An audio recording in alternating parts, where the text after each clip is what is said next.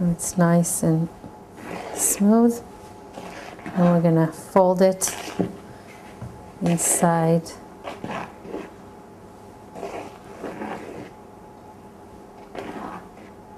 Try not to break the egg whites.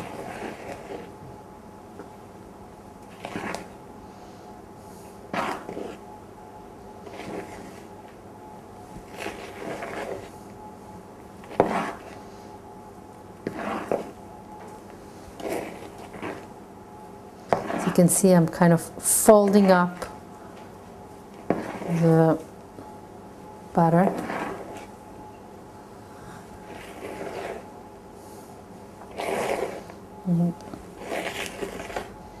It's done.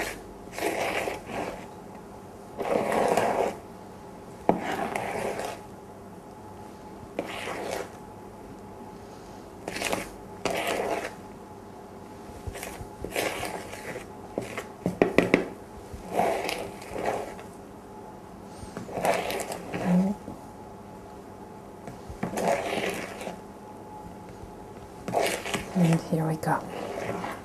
It's all ready, and we're going to put it in the pan.